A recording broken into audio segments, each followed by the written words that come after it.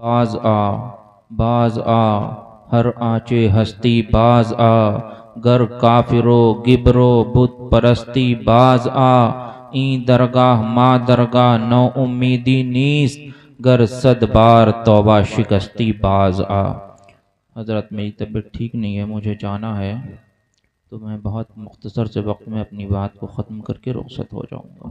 ایک مرتبہ باواز بلند درود پاک پڑھیں۔ اللہم صلی علی سیدنا مولانا محمد معدن الجود والکرم وعلی آلہ وبارک وسلم صلاۃ و سلام علیک رسول اللہ صلی اللہ تعالی علیہ وسلم۔ اعلیٰ حضرت فاضل بریلوی رضی اللہ تعالیٰ عنہ ارشاد فرماتے ہیں، زمین و زماں تمہارے لیے، زمین و زماں تمہارے لیے، چنین و چنا تمہارے لیے، زمین و زماں تمہارے لیے، مکین و مکان تمہارے لیے، چنین و چنا تمہارے لیے، بنے دو جہاں تمہارے لیے۔ یا رسول اللہ ہم آئے یہاں تمہارے لیے، اٹھیں بھی وہاں تمہارے لیے۔ اور تاج الشریعہ ارشاد فرماتے ہیں، جہاں بانی عطا کر دے، جہاں بانی عطا کر دے، بھری جنت ہبا کر دے، نبی مختار کل ہیں جسے جو چاہیں عطا کر دیں۔ سبحان اللہ سبحان اللہ۔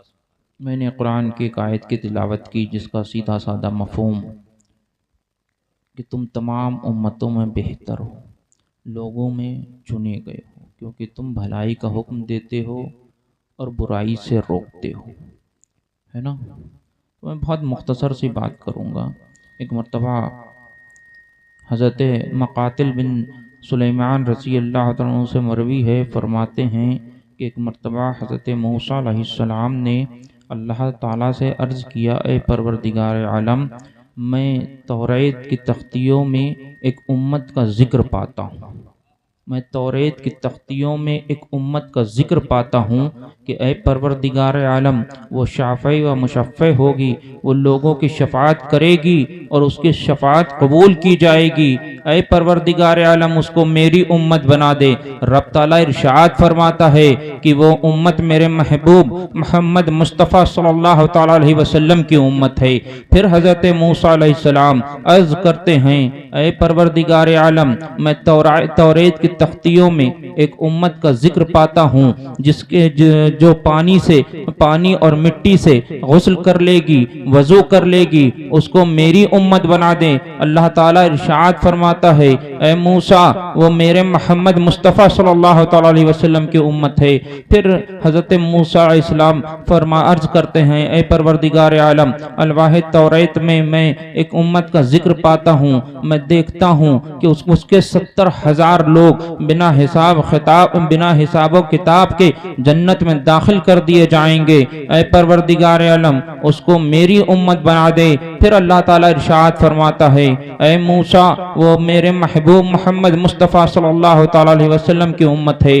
پھر حضرت موسیٰ علیہ السلام عرض کرتے ہیں، اے پروردگار عالم میں توریت کی تختیوں میں ایک امت کا ذکر پاتا ہوں، میں دیکھتا ہوں کہ وہ امت 5 وقت کی نماز پڑھے گی اور وہ 5 وقت کی نماز اس کی خطاؤں کی کفارہ بن جائے گی۔ اے پروردگار عالم اس کو میری امت بنا دے۔ اللہ تعالیٰ ارشاد فرماتا ہے، وہ میرے محبوب محمد مصطفیٰ صلی اللہ تعالیٰ علیہ وسلم کی امت ہے۔ اسی طریقے سے حضرت موسیٰ علیہ السلام عرض کرتے رہتے ہیں اور خدا تعالیٰ فرماتا رہتا ہے کہ وہ امت میرے محبوب صلی اللہ تعالیٰ علیہ وسلم کی امت ہے۔ پھر آخر میں حضرت موسیٰ علیہ السلام تمنا فرماتے ہیں کہ اے پروردگار عالم مجھے اس امت میں پیدا فرما دے، مجھے اس امت میں کر دے۔ بہرحال مسلمانوں، آج ہم کیسی امت میں ہیں جس کے لیے تمام نبی حضرت موسیٰ علیہ السلام خدا تعالیٰ سے عرض کر رہے ہیں، لیکن آج ہمارے حالات کیا ہیں؟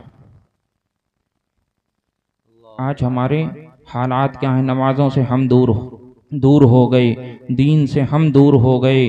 آج ہمارے یہاں جوا، شراب، چوری وغیرہ بہت عام سی بات ہو گئی ہے نا؟ کتنی عام سی بات ہو گئی کہ بس ہم نے صرف جلسے کر لیے، نعرے لگا لیے اور گھر گئے تو ماں کو مارا، باپ کو مارا، مسجد سے مؤذن پکارتا رہا، ہم نے نماز چھوڑ دی، سوتے رہے، اس طریقے کے سے ہمارا حال ہو گیا ہے نا۔ جبکہ ہماری امت چنی ہوئی امت ہے، تمام امتوں میں سب سے بہتر امت ہے، ہم سب سے بہتر امتی ہیں۔ بہرحال آج ماں باپ کی نافرمانی بہت عام سی بات ہو گئی ہے۔ حضرت خواجہ صاحب اپنے ملفوظات میں ارشاد فرماتے ہیں، آپ فرماتے ہیں کہ 5 چیزوں کو دیکھنا عبادت ہے، 5 چیزوں کو دیکھنا عبادت ہے۔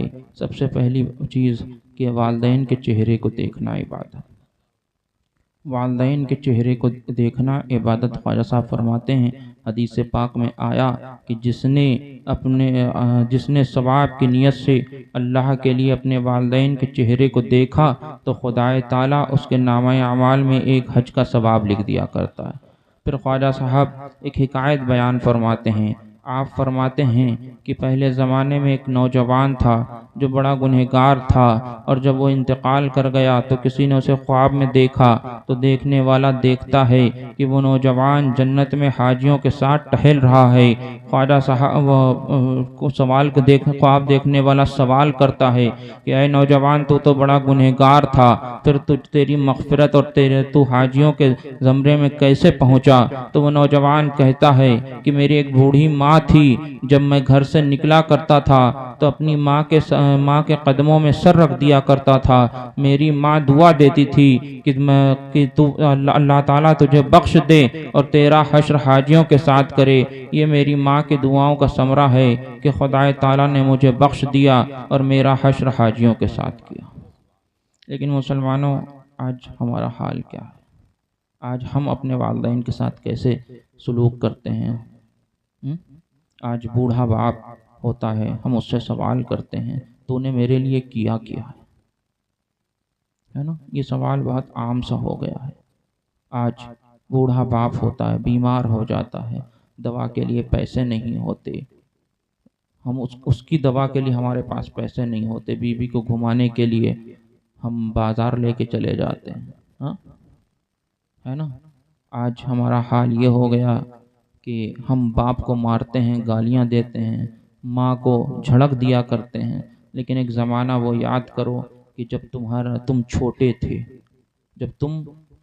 تھے تو تم بستر پر پیشاب، سردیوں کی کڑکتی ہوئی رات، سردیوں کی رات ہوتی تھی، تم بستر پر پیشاب کر دیا کرتے تھے تو تمہاری ماں خود گیلی طرف لیٹ جایا کرتی تھی اور تمہیں سوکھی طرف لٹا دیا کرتی تھی کہ میرے بیٹے کی نیند میں خلل نہ پڑے، میرا بیٹا سکون سے سو جائے، اور خود رات بھر کروٹیں بدلتی رہتی تھی۔ تم جب چھوٹے تھے، تمہیں بھوک لگتی تھی، تمہاری ماں چولہے کے پاس بیٹھ کے چولہا پھونکتی تھی، آنکھوں سے آنسو گرتے رہتے تھے، صرف اسی لیے اس کی آنکھوں سے آنسو بہتے تھے، آنکھیں خراب ہو جاتی تھیں، صرف اسی لیے تاکہ میرے بیٹے کی بھوک کی وجہ سے میرے بیٹے کی آنکھوں سے آنسو نہ گر پائیں، ہے نا؟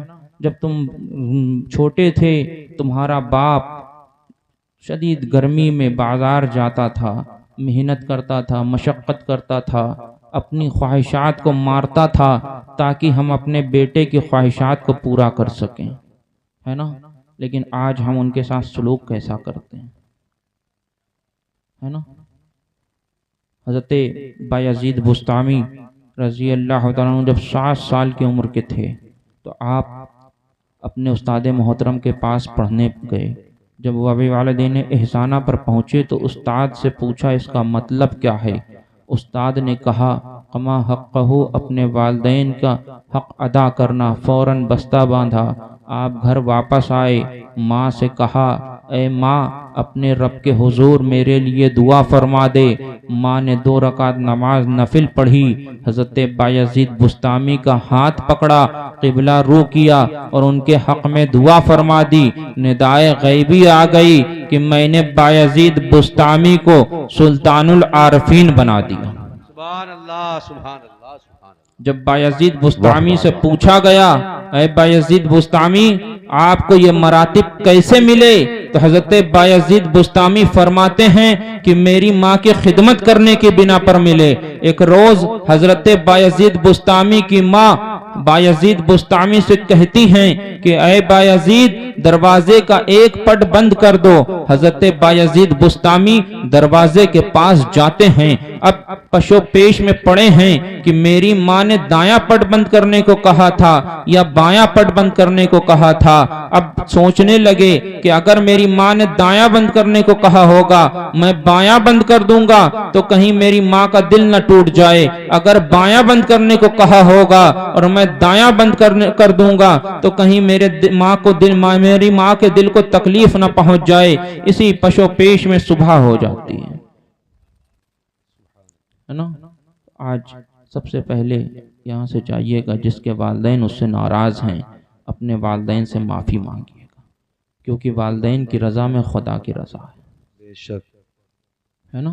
وہ راضی ہو جائیں گے۔ آج جو بہت سے لوگ کہا کرتے ہیں کہ میرا کام نہیں بنتا، ہم کامیاب نہیں ہو پاتے، ہے نا، تو وہ لوگ خاص طور سے سنیں کہ وہ اپنے والدین کو راضی کر لیں، ان کا خدا ان سے راضی ہو جائے، ہے نا۔ دوسری چیز قرآن پاک کو دیکھنا عبادت۔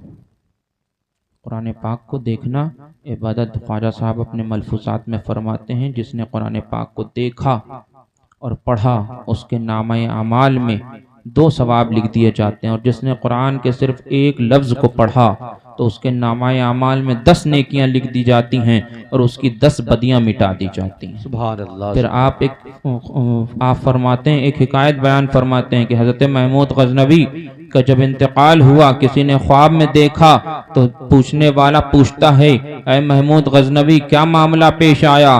حضرت محمود غزنوی فرماتے ہیں کہ خدا تعالیٰ نے مجھے بخش دیا۔ پوچھنے والا پوچھتا ہے اے محمود غزنوی خدا تعالیٰ نے تمہیں کس عمل کے بدلے بخش دیا؟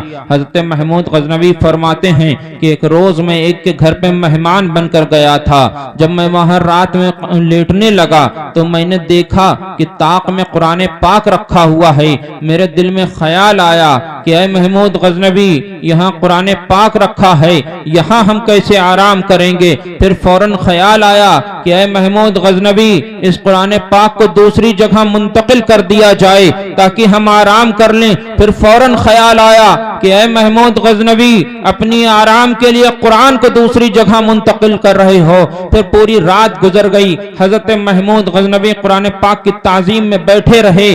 خدا تعالیٰ کو محمود غزنوی کا یہ عمل اتنا پسند آیا کہ خدا تعالیٰ نے محمود غزنوی کی اسی عمل کی بنا پر مغفرت فرما دی، سبحان اللہ سبحان اللہ، ہے نا۔ خواجہ صاحب پھر فرماتے ہیں کہ پہلے زمانے میں ایک نوجوان تھا جو بہت گنہگار بدکار سیاہکار تھا، اس کے گناہوں کی وجہ سے مسلمان اس سے نفرت کیا کرتے تھے۔ جب وہ فوت ہو گیا، جب وہ انتقال کر گیا تو کسی نے اسے خواب میں دیکھا اور دیکھنے والا دیکھتا ہے کہ وہ جنت میں ٹہل رہا ہے، اس کے سر پہ تاج سجا ہوا ہے، خرقہ پہنے ہوئے ہے اور جنت بہشت میں ٹہل رہا ہے۔ پوچھنے والا پوچھتا ہے اے نوجوان تو بڑا گنہگار تھا، بڑا بدکار تھا، پھر تجھے یہ انعامات یہ اکرامات کیسے ملے؟ نوجوان کہتا ہے ہاں میں بہت گنہگار تھا، بہت بدکار تھا، بہت سیاہکار تھا، لیکن میری ایک عادت تھی کہ جب میں قرآن پاک کو دیکھ لیا کرتا تھا تو اس کی تعظیم کیا کرتا تھا۔ خدا تعالیٰ کو میرا یہ عمل اتنا پسند آ گیا کہ خدا تعالیٰ نے میری مغفرت فرما دی اور یہ انعامات عطا فرما دیے۔ تو قرآن کا دیکھنا عبادت۔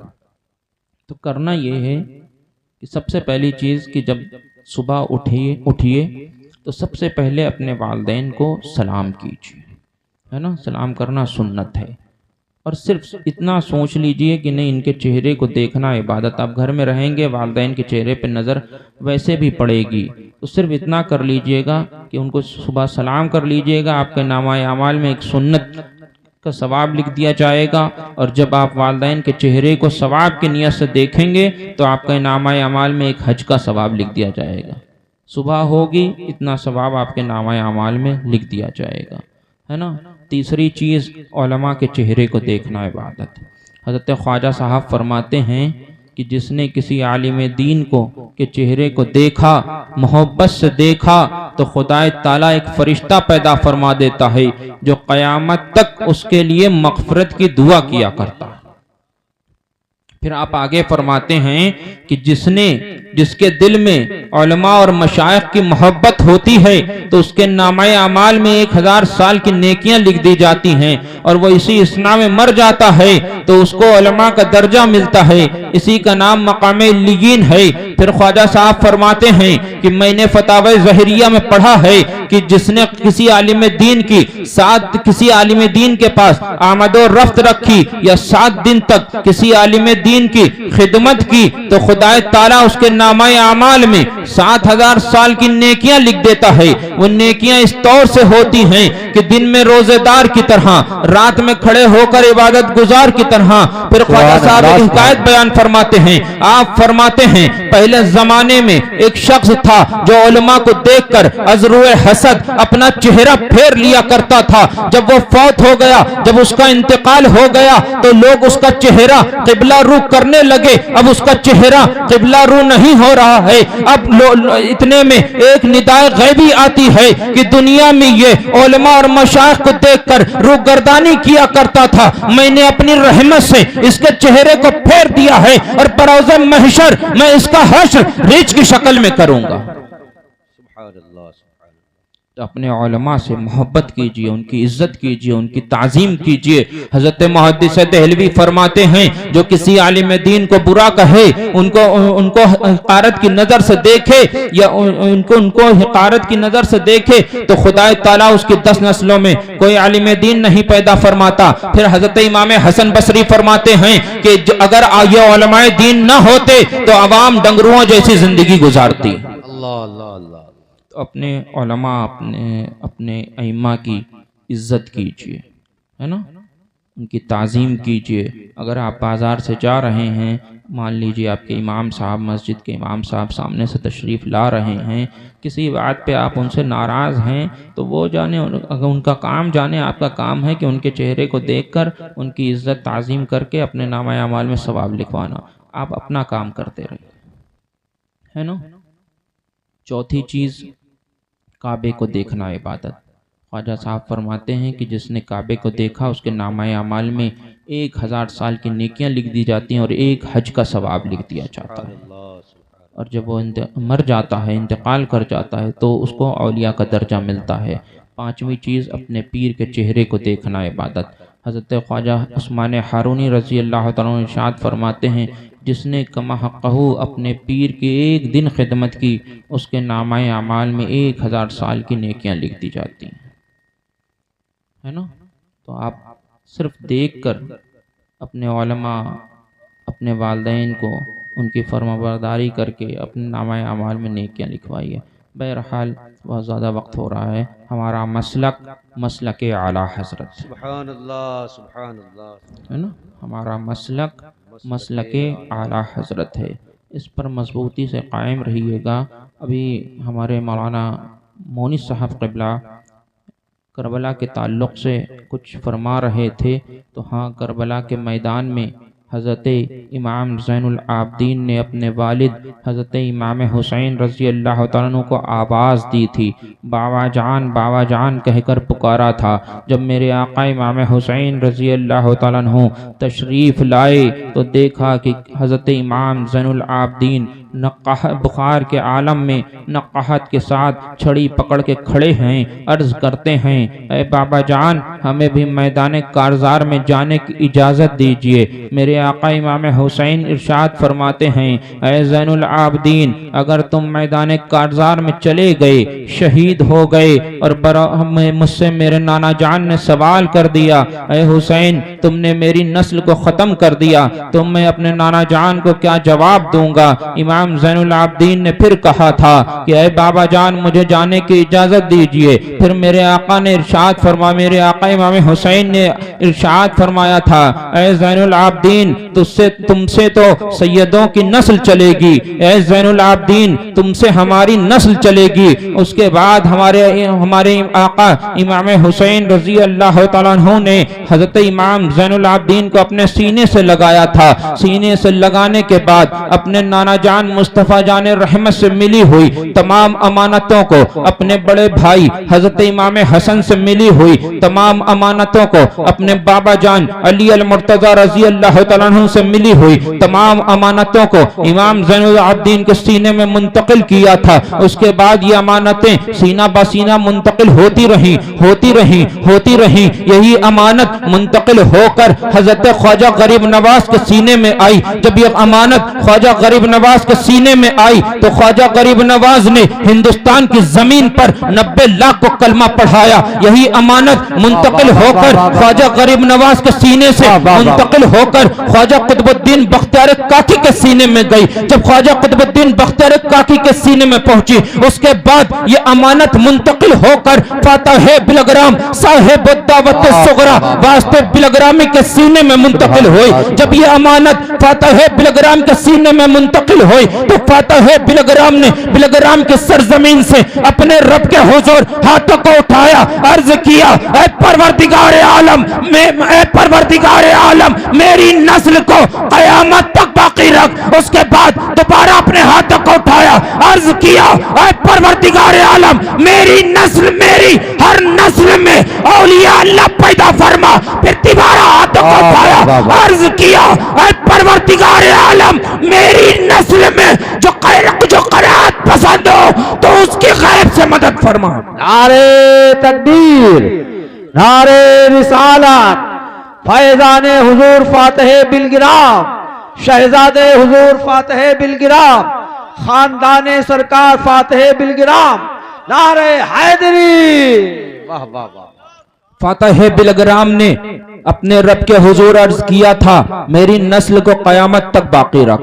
سبحان اللہ۔ ایک فاتح بلگرام آئے تھے، آج ہمارا خاندان اتنا بڑا ہے، ماشاءاللہ، واہ واہ۔ ہے نا؟ پھر فاتح بلگرام نے عرض کیا تھا اپنے رب کے حضور کہ پروردگار عالم میری ہر نسل میں اولیاء اللہ پیدا فرما۔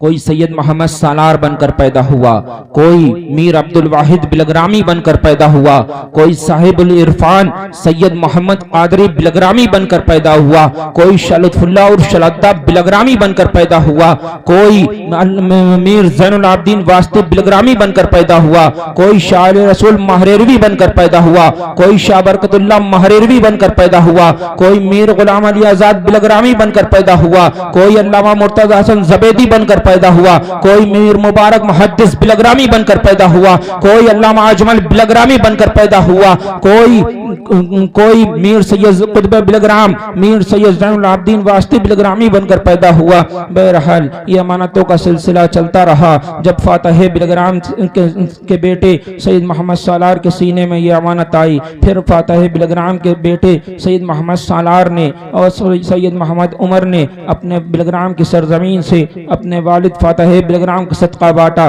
پھر یہی امانت میر عبد الواحد بلگرامی کے سینے میں آئی تو میر عبد الواحد بلگرامی نے بلگرام کی سرزمین سے فاتح بلگرام کا صدقہ باٹا۔ پھر یہی امانت صاحب العرفان سید محمد قادری کے سینے میں آئی تو سید محمد قادری بلگرامی نے فاتح بلگرام کا صدقہ باٹا۔ جب یہی امانت شاہ برکت اللہ مہریروی کے سینے میں پہنچی تو شاہ برکت اللہ مہریروی نے مہریرہ کی سرزمین سے فاتح بلگرام کا صدقہ باٹا۔ جب یہ امانت میر اسماعیل مسولوی کے سینے میں پہنچی تو میر اسماعیل مسولوی نے مسولی کی سرزمین سے فاتح بلگرام کا صدقہ باٹا۔ جب یہ امانت علامہ مرتضی حسن زبیدی کے سینے میں پہنچی تو علامہ مرتضی حسن زبیدی نے قاہرہ کی سرزمین سے فاتح بلگرام کا صدقہ باٹا۔ جب یہ امانت علامہ میر غلام علی آزاد بلگرامی کے سینے میں پہنچی تو علامہ میر غلام علی آزاد بلگرامی نے خلد آباد کی سرزمین سے فاتح بلگرام کا صدقہ باٹا۔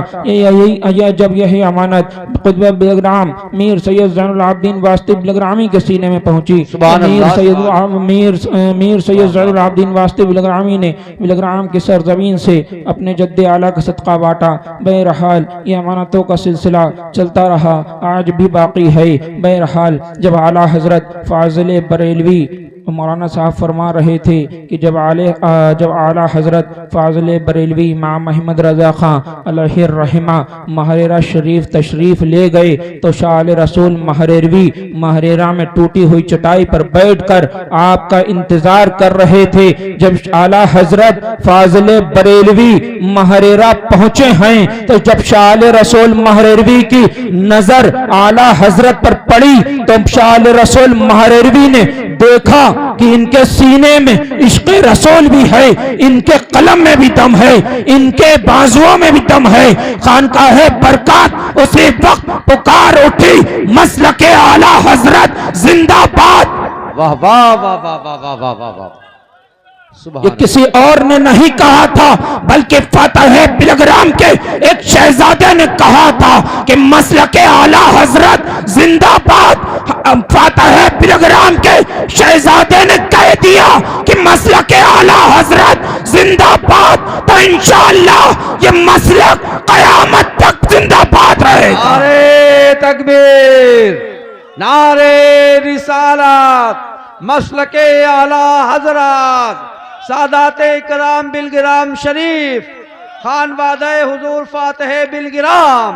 سبحان اللہ سبحان اللہ، واہ واہ فاتح بلگرام کے ایک شہزادے نے کہہ دیا، واہ واہ، یہ ہمارے خاندان کے ایک بزرگ نے کہہ دیا مسلک اعلیٰ حضرت زندہ باد، تو انشاءاللہ ہم اپنی آخری سانس تک کہتے رہیں گے مسلک اعلیٰ حضرت زندہ باد۔ زندہ باد زندہ باد، واہ واہ واہ، بہرحال سبحان اللہ سبحان اپنے مسلک اعلیٰ حضرت پر مضبوطی سے قائم رہیے، اور وارث پاک بھی ہمارے ہیں، اور زندہ شاہ مدار بھی ہمارے ہیں، اور ہر بزرگ ہمارے ہیں۔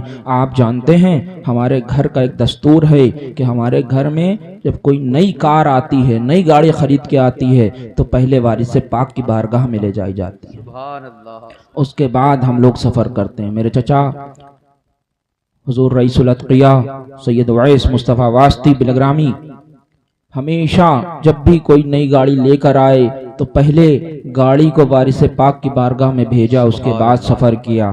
میں نے نئی گاڑی خریدی تو پہلے اس کو وارث پاک کی بارگاہ میں لے جایا گیا، اس کے بعد میں نے سفر کیا۔ تو ہم بھی وارثی ہیں، ہم بھی مدار پاک کے ماننے والے ہیں، ہے نا۔